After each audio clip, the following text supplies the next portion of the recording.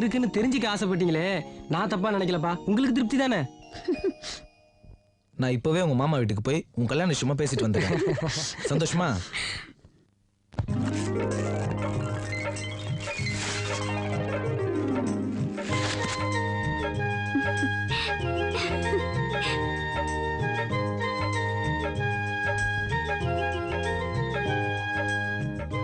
என்னாச்சு உங்களுக்கு?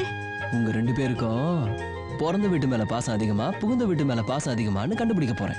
எப்படி கண்டுபிடிப்பீங்க? வலது கை அதிகமா சவுந்திருந்தா பிறந்த வீட்டு மேல பாசம் அதிகம்னு அர்த்தம். இடது கை அதிகமா சவுந்திருந்தா புருஷன் வீட்டு மேல பாசம் அதிகம்னு அர்த்தம். ஓஹோ, அப்படியா? ஓஹோ, எங்க மேலயே சந்தேகமா? வெச்சுடுங்க பார்க்கலாம். 10 நிமிஷம் தான் வச்சுக்கணும். அதுக்கப்புறம் கையை கழுவிடணும். என்ன?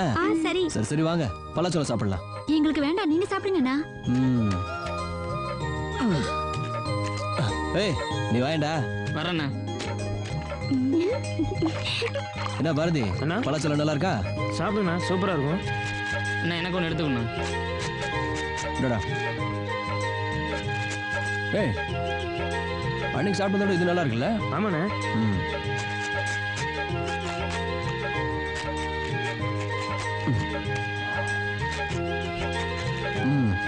சாப்பிடுங்க. எப்படி இருக்கு? தேன் மாதிரி இருக்கு. நம்ம தோட்டத்து பழம் நல்லா இருக்குல்ல? என்னடா? ஆமாண்ணே, சூப்பரா இருக்கு. பார்த்து சாப்பிடு, வயித்த வலிக்க போகுது. எனக்கா? சரி சரி, கையை கழுவுங்க. புழாந்தி போய் தண்ணி எடுத்துருவாடா. சரிண்ணே. எப்படி சவுந்திருக்கு? அண்ணங்கார மேல பாசம் இருக்கா இல்லையான்னு பாத்துருவோம். இந்தாங்கண்ணே. கொடு, கை நீட்டுங்க. கழுவு கழுவு, நல்லா தேய்ச்சி கழுவுங்க. கை காட்டுங்க, காட்டு.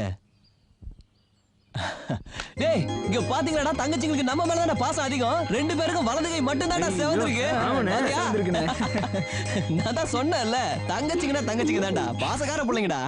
ஆமாண்ணே, 2 பேரும் நம்ம மேல ரொம்ப பாசமா இருக்காங்கண்ணே. நீங்க நல்லா ஏமாந்தீங்களா? வெச்சதுமே இடது கையை கழுவிட்டோமே. அட படுவா ராஸ்கோல், அப்படியா? பாத்தீங்களாடா, இங்க இருக்கிற வரைக்கும் தான் அண்ணன் தம்பிங்க எல்லாம் புருஷன் வீட்டுக்கு போனாங்க நம்மள மறந்துடுவாங்க. இவங்கள புடிங்கடா, புடிங்கடா, 2 பேரையும் புடிங்கடா.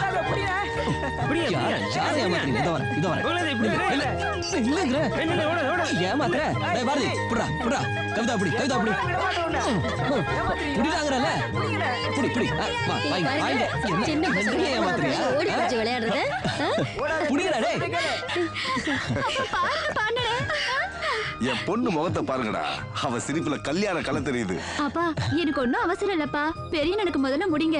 அண்ணியை கொஞ்ச நாள் அதிகாரம் பண்ணிட்டு அப்புறம் தான் போவேன்.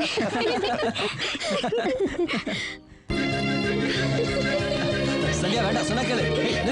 சந்தியா கூட, சந்தியா சந்தியா இந்த சந்தியா அடிபட்டுக்கான்னு பாக்கலாம்.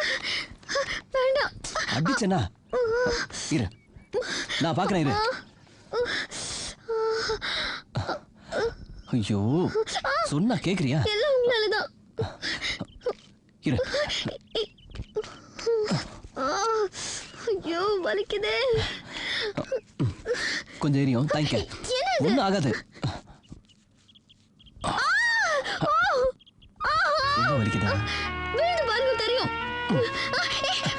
சும்மா சொன்னேன், உட்காருங்க. ஏய், இங்க பாரு, உனக்கு வலிக்காம இருக்கிறதுக்காக ஒரு விஷயம் சொல்லட்டுமா? என்ன? கல்யாணமான புதுசுல மாமியார் வீட்டுல மாப்பிள்ளைக்கு அடிக்கடி நாட்டுக்கோழி ஆக்கி போடுவாங்களே, ஏன் தெரியுமா?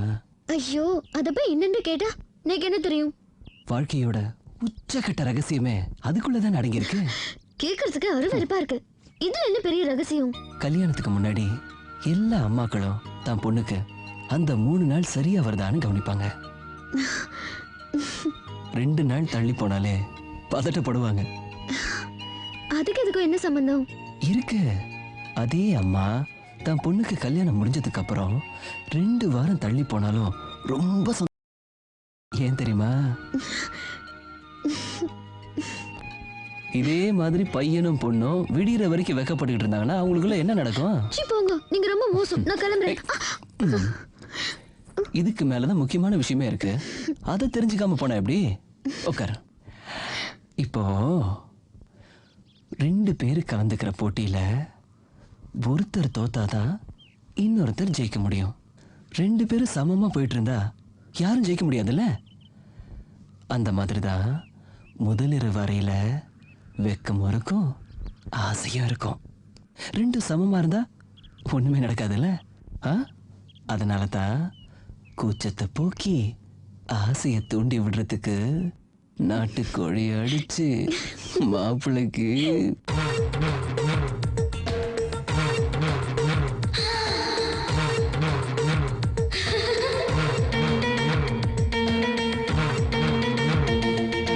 கண்ணு கொட்ட பாக்குறியே என்ன கடிச்சு திங்க போறியா?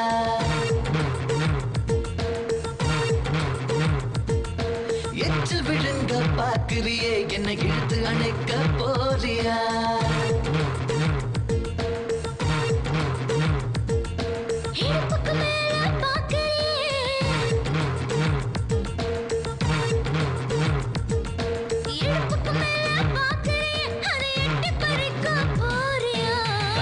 கொட்ட பாக்குறியே என்ன கடிச்சு திங்க போறியா?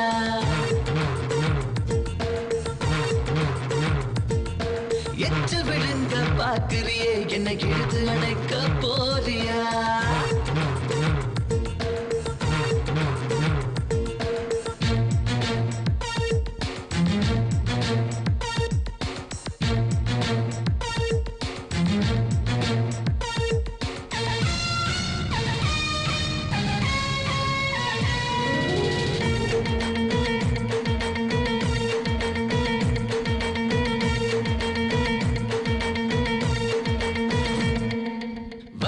கண்ணு வாங்காம என்ன பதக்கி கடஞ்சு திங்குறியே?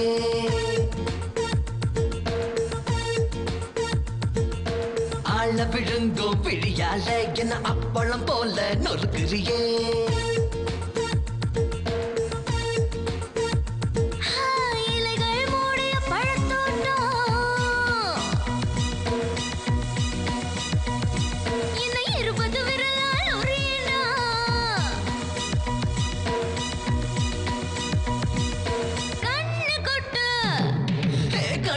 கொட்ட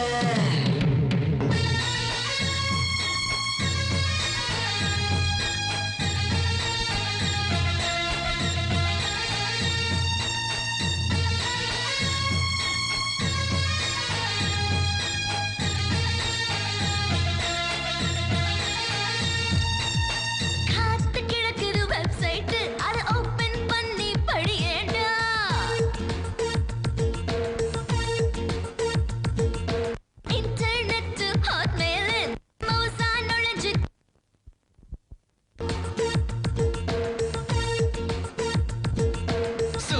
இருக்குது கீபோர்டு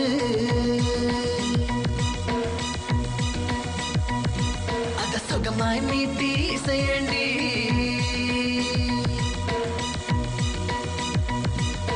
இதழும் காஞ்சு போச்சு தடி கொஞ்சம் எச்சில் நினைச்சு போயண்டி. நாட்டுக்கோழி இல்லாமலே உன்னை தூக்கம் கெடுக்கிற பாக்குறியா? இந்த பார்வை ஒன்று போதுமடி நான் உனக்கு கரைஞ்சு போவேண்டி. கண்ணு கொட்ட பாக்குறியே என்ன கடிச்சு திங்க போறியா?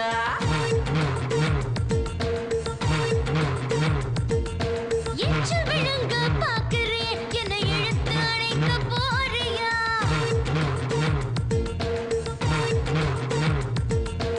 இடுப்புக்கு மேல பாக்குறியே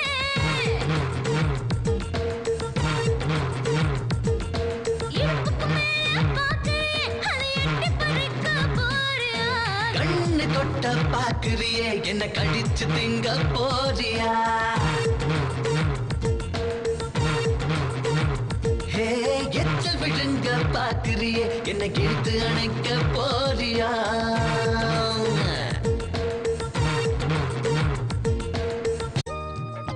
ராஜன் ஐயா, தோட்டத்துக்கு போய் மோட்டர் ஆஃப் பண்ணு போ. சரிங்கய்யா. ஏன்பா கீழே போட்ட? அது வழுக்க இல்லப்பா, தண்ணி உப்பு இருக்குது. வயிற்று புண்ணுக்கு அதானப்பா நல்லது. சரி அது இருக்கட்டும். நம்ம கவிதா கல்யாண விஷயமா மாமா வீட்டுக்கு போயிருந்தேன். ஆ, அங்க செல்லம்மாளை பார்த்தேன்.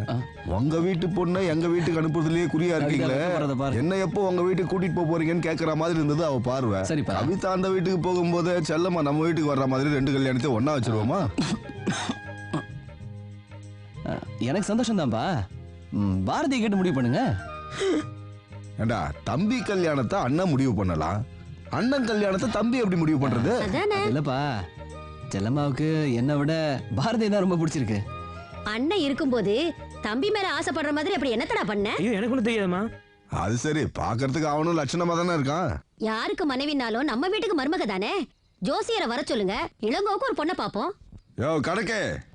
ஐயா ஐயா ஐயா இதோ வந்துட்டாங்க ஐயா. சொல்லுங்க ஐயா. இளங்கோவுக்கு பொண்ணு பார்க்கணும், ஜோசியரை வர சொல்லு.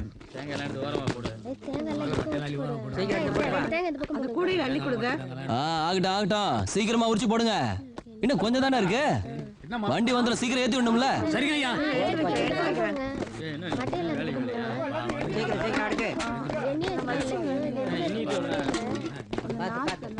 ஏன் அப்பா கிட்ட என்ன மாட்டி விட்டேன்? புகழேந்தி, நீ போய் கொஞ்சம் கிட்ட நின்னு பாரு. சரிண்ணே. பாரதி, உனக்கு செல்லம்மாவை பிடிச்சிருக்குன்னு சொன்னாதான் அப்பா தப்பா நினைச்சுக்குவாரு. செல்லம்மாக்கு தானே உன்னை பிடிச்சிருக்குன்னு சொல்லியிருக்கேன். அது சரி, ஏன் அப்படி சொன்ன?